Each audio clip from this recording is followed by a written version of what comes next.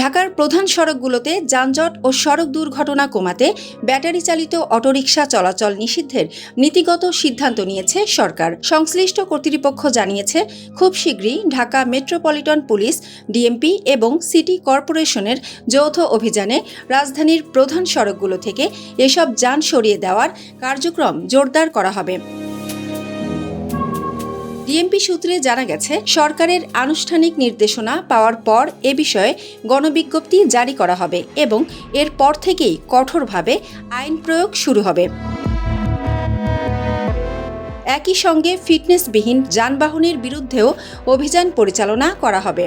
এরই মধ্যে রাজধানীর গুলশান এলাকায় ঢাকা উত্তর সিটি কর্পোরেশন ও গুলশান সোসাইটির যৌথ উদ্যোগে ব্যাটারি চালিত রিকশা চলাচল সম্পূর্ণ নিষিদ্ধ করা হয়েছে। সংশ্লিষ্টদের দাবি, এতে যানজট কমানো এবং সড়ক নিরাপত্তা নিশ্চিত করা সহজ হবে। তবে সরকারের পক্ষ থেকে জানানো হয়েছে, বিষয়টি বাস্তবায়নের ক্ষেত্রে মানবিক দিকও বিবেচনায় রাখা হবে।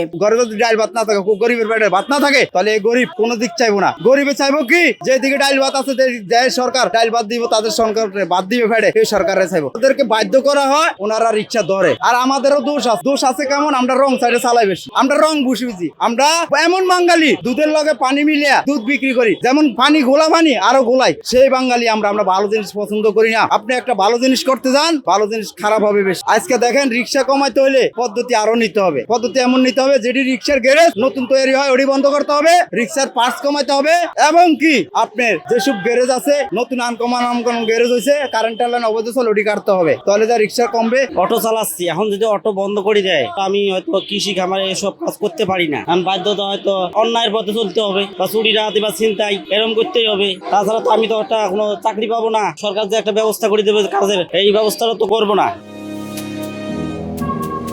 স্বরাষ্ট্রমন্ত্রী সালাউদ্দিন আহমেদ বলেছেন, হঠাৎ করে সব ব্যাটারি চালিত অটোরিকশা বন্ধ না করে ধাপে ধাপে এগোনোর পরিকল্পনা রয়েছে।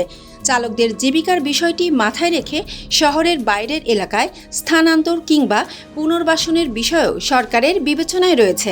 এই ব্যাটারি চালিত গাড়ি চলেছে, এটা কিভাবে নিয়ন্ত্রণ করা যায়? এয়ারপোর্ট রোড থেকে শুরু করে এই ভিআইপি রোড হয়ে সচিবালয় হয়ে রোডটা, এইখানে প্রাথমিকভাবে আমরা এই চলাচলগুলো সীমিত করব, নিয়ন্ত্রণ করব ব্যাটারি চালিত। এখন দেখার বিষয়, সরকারের এই সিদ্ধান্ত রাজধানীর যানজট ও দুর্ঘটনা কমাতে কতটা কার্যকর হয় এবং একই সঙ্গে হাজারো অটোরিকশা চালকের জীবিকা রক্ষায় কী ধরনের পদক্ষেপ নেওয়া হয়। এ বিষয়ে আপনার মতামত কি? ঢাকার প্রধান সড়কে ব্যাটারি চালিত অটোরিকশা নিষিদ্ধ করা উচিত বলে আপনি মনে করেন, নাকি বিকল্প ব্যবস্থা নিশ্চিত করেই এই সিদ্ধান্ত বাস্তবায়ন করা উচিত? আপনার মতামত কমেন্টে জানান।